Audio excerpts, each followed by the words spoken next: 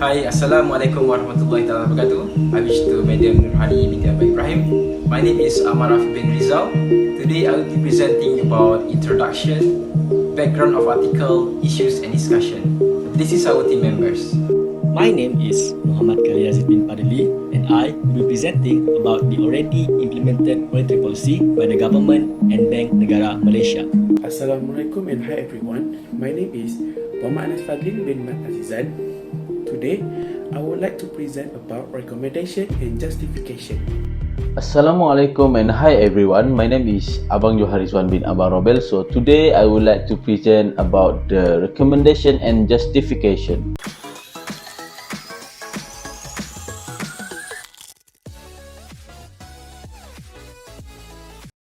This assignment emphasizes on the economic crisis being faced by the Malaysian government and its central bank due to the global pandemic of COVID-19. The pandemic has significantly hampered the economy of every nation throughout the globe. Malaysian GDP growth rate is experiencing downfall. Therefore, several expansionary monetary policy has been implemented by the government through its central bank in the effort to cushion the negative impact of the economic meltdown. This group assignment was conducted to analyze the impact of significant reduction in GDP growth rate and the problem arising from it toward Malaysian economy. The reason for reduction in GDP growth rate is rooted to the event of global economic downturn due to the pandemic of COVID-19 that was originated from Wuhan, China. The pandemic has caused nations throughout the world to implement a Movement Control Order (MCO) in the effort to contain and control the widespread of the virus. Despite having a fairly low mortality rate as of today, with the average of 3.4% globally, the virus is threatening in terms of its transmission rate, where a single infected person could infect another 2 to 3%. In the efforts of fighting the pandemic, Malaysia has closed the border, school and businesses, where all these steps taken have direct impact towards its economy. This has led the economy to suffer from the stagnation of import and export trade, lower production of goods and services, as well as increasing unemployment rate. An article from New Straits Times, wrote by Farah Adila on April 3, 2020, highlighted on the forecasting of Malaysian economic conditions after being dampened by the pandemic of COVID-19. It expected a lower gross domestic product (GDP) and inflation rate for the current year as compared to the recent years, signifying the slowdown of the economy. These conditions are resulting from the implementation and subsequent extension of Movement Control Order, the MCO, suspension of non-essential service provider, lowered operating capacity of manufacturing firm, broad-based travel restriction, travel risk aversions, product disruption in global supply chain, and lowered commodity price. It also focused on steps that have been taken by the Malaysian government in the effort to stimulate economic growth through the implementation of expansionary monetary policy by its central bank. Moving on the issue and discussion. The article stresses on the issue of significant reduction in GDP growth rate for Malaysia in 2020. Although it indicates an ill performance economically, looking at the bigger picture will consider this unsatisfactory growth as necessary, taking into account the aftermath of precautionary steps taken to overcome the pandemic widespread. GDP refers to the monetary value of all finished goods and services produced within a country's border in a specific period, includes anything produced by the residential citizen as well as foreigner within its borders. So it resembles the total size of economy for evaluation of economic health and act as a key aspect for central bank to set the target interest rate in the economy. Negative growth rate forecasted of the GDP sitting at negative 2.0% for the first quarter of 2020, signifying that Malaysian economy will undergoing a recession. The impact is varied depending on the economic sector. Generally, export trade and non-essential services provider are heavily affected, and this kind of businesses will have to hold off the investing in the new purchase for business activity until they are confident that the economy will improve. They will also help the new employee recruitment, and worst come to worst, might even retrench their current working employee to reduce operating costs which is downsizing. And in fact, this thing had happened now. This act will further weaken the economy as consumers will have lesser money to spend for purchasing goods and services available in the economy. However, domestic industry that providing essential service may experience growth due to the shifted market focus towards domestic market. This shift in market focus will make up slightly into the growth of overall GDP growth rate, preventing the reduction in GDP to plummet even more. Now we proceed to implemented monetary policy. In the effort to overcome this issue, a few monetary policies were identified to have been implemented into the financial system throughout the article.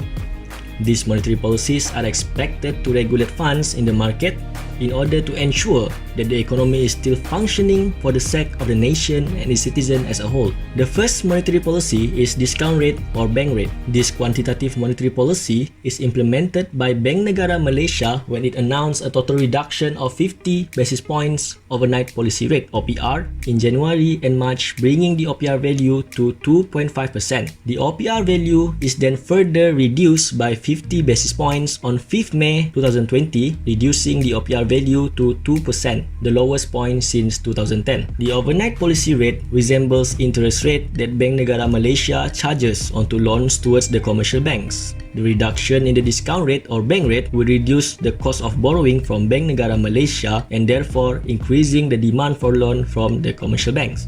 As the cost of borrowing is lower for commercial bank, a chain effect will occur where the cost of borrowing for consumers will also becoming lower. This will encourage consumers to borrow more funds from commercial banks, giving them more access to purchasing power, which will then be used to purchase commodities or to kickstart a domestic-oriented businesses. In reality, there are businesses that partially affected, such as food and beverages industry, not affected at all, such as essential service provider, and some even benefited during the pandemic, such as pharmaceutical company that use online selling platform to focus on the selling of countermeasure product towards the pandemic, such as face masks, hand sanitizer, and many others. Besides, the reduction in OPR will also reduce the return onto savers saving account and future gain onto fixed deposit account as the cost of fund is now cheaper. This will lead consumers more likely to hold their cash in hand instead of depositing their funds into commercial banks. These are all in line with the government goals to inject more funds into the market for stimulating the economy. The second implemented monetary policy is legal reserve requirement. This quantitative monetary policy is implemented in March 2020 when Bank Negara Malaysia reduced the statutory reserve requirement (SRR) ratio for banks by 100 basis points, making the SRR ratio to decrease from 3% to 2%. Prior to this, the ratio had hit its lowest point of 1% on 1st March 2009 during the global financial crisis, decreased from 4% to 3.5% on 1st February 2016, and further reduced by 50 basis points to 3% on 16 November 2019. SRR is the amount of reserve that is required on commercial banks to be kept in the Bank Negara Malaysia reserves. The reduction in the SRR ratio will enable commercial banks to have a lot more access to available funds, which ultimately increase their credit creation ability toward its consumer. This will directly increase the amount of money to be loaned out toward the public. Plus, Bank Negara Malaysia also grant the flexibility to recognize the Malaysian Government Securities (MGS) and Malaysian Government Investment Issue (MGII) for SRR compliances, where this leads to a further release of additional RM30 billion fund from Bank Negara Malaysia Reserve towards the banking system. This recognition of government securities as SRR compliances has substantially increased the ability of banking system to provide loans towards the public,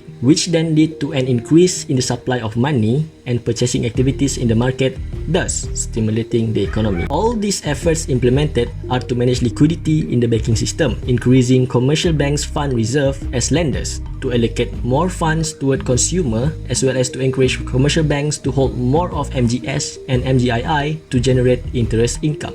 Okay, let's move on to recommendation and justification. Let's go. First, what is the recommendation and justification? Other than current implement monetary policy, Bank Negara Malaysia also may use another monetary policy to further address the slowdown of the economy. Here are some recommendations made up of quantitative and qualitative monetary policy to achieve the same goal with a slightly different approach. The first one is open market operation. Open market operation is a quantitative monetary policy that refers to the act of central bank to buy or sell their treasury securities to regulate the amount of money in the banking system reserve. To address the current situation, Bank Negara Malaysia shall focuses on buying back their treasury securities from the banking system. This will unleash a significant amount of fund into the banking system reserve, granting the commercial bank access to more readily available fund, thus allowing flexibility in their credit creation toward consumers. Second is funding. Funding is a quantitative monetary policy that refers to the conversion of short-term loan to the long-term loan or vice versa. To address the current situation, Bank Negara Malaysia shall implement funding by converting long-term loan to short-term loan. This alternative is implemented by reducing the volume of long-term loan, while at the same time increasing the volume of short-term loan treasury bill. By doing this, it will shorten the period payment for the principal sum toward the banking so that the bank could create multiple credit toward its consumer. Third is interest rate. Interest rate is the quantitative monetary policy that refers to the act of central bank to persuade commercial bank to increase or decrease their interest rate onto consumers' deposit and loan. To address to the situation, Bank Negara Malaysia will have to persuade the commercial bank to decrease their interest rate on consumers' deposit and loan. This will increase consumer demands onto loans provided by the commercial banks, as well as reducing their likeliness to deposit funds into their saving account or fixed deposit account. Due to the lower capital gain, this will inject additional fund into the market that will increase consumers' purchasing activities that ultimately would improve the economic condition. Okay guys, let's move on to the recommendation and justification. Let's go!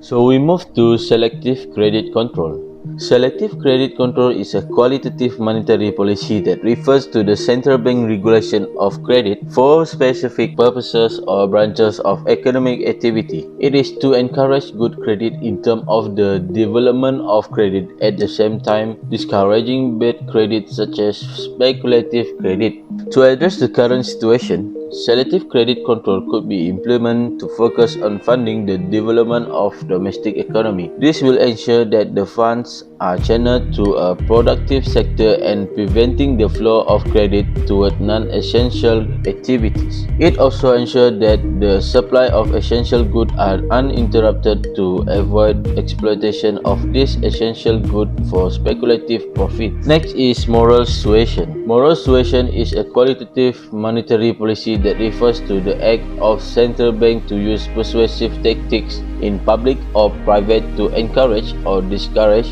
application of loans and depository of saving.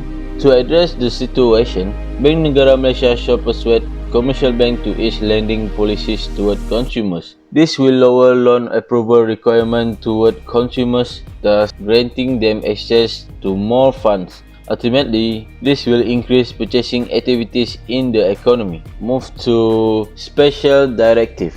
Special Directive is a qualitative monetary policy that refers to the act of the central bank to set up a special directive toward the banking system it governs. To address the current situation, Bank Negara Malaysia may instruct commercial bank to increase the volume of loans toward consumer in the effort to increase the money supply in the economy. This to encourage purchasing activities that will ultimately contribute toward the progression of the economy.